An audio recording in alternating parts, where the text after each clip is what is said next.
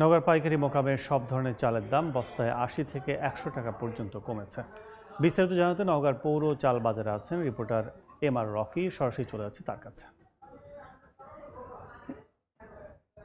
পুরো আগস্ট মাস জুড়েই লাগামহীন চালের বাড়তি দর সাধারণ ক্রেতারা চাল কিনতে এসে বেশ হাপিত্যেশী আমরা দেখছিলাম। তবে সেপ্টেম্বরের এই দ্বিতীয় সপ্তাহে এসে আমরা দেখছিলাম সব ধরনের চালের দরের কিছুটা নিম্নগামী, অর্থাৎ বস্তাপ্রতি ১০০ টাকা বা ১২০ টাকা পর্যন্ত এখানে আমরা কম দেখছিলাম। বিশেষ করে কাটারি, নাজির, জিরা এবং স্বর্ণা পাঁচ চালটি মূলত মোটা জাতের চাল। এই চালটি প্রতি কেজিতে আমরা দেখছিলাম ২ টাকা পর্যন্ত এখানে কমেছে। এবং এই কমার পেছনে ব্যবসায়ীদের যে যুক্তি, তারা বলছেন যে একদিকে এলসিতে বিপুল পরিমাণে চাল আসছে, অন্যদিকে রোপা আউশের যে জাতগুলো ধান গেল প্রায় ২০ দিন আগে বা ১ মাস আগে ধানগুলো বাজারে উঠেছে এবং এই ধান মিল পর্যায়ে ক্রাশিং করে বাজার ছাড়া হচ্ছে।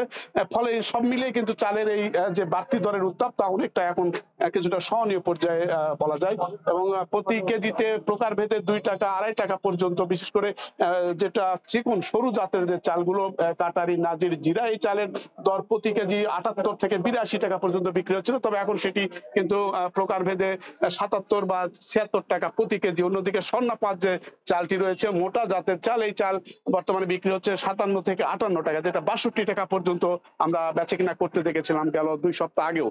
তবে এরকম একটি চালের সহনীয় দর কিছুটা নিচে নেমে আসার কারণে ক্রেতাদের দিক থেকে কিছুটা স্বস্তি আমরা লক্ষ্য করছিলাম। পাশাপাশি মিল পর্যায়ে যেসব ব্যবসায়ীরা ধান মজুত করে রেখেছিলেন, তারাও কিন্তু এই মুহূর্তে বাজারে ব্যাপক পরিসরে চাল ক্রাশিং করে ছাড়ার কারণেই চালের এরকম একটি দর অনেকটা নিচে নেমে যাচ্ছে, এমন কথা কিন্তু ব্যবসায়ীদের দিক থেকে বলা হচ্ছে। সব মিলে চালের একটা নিচের দিকে দাম আসার আমরা স্বস্তি কিছুটা ক্রেতাদের দিক থেকে আমরা পরিলক্ষিত বা দেখতে পাচ্ছি।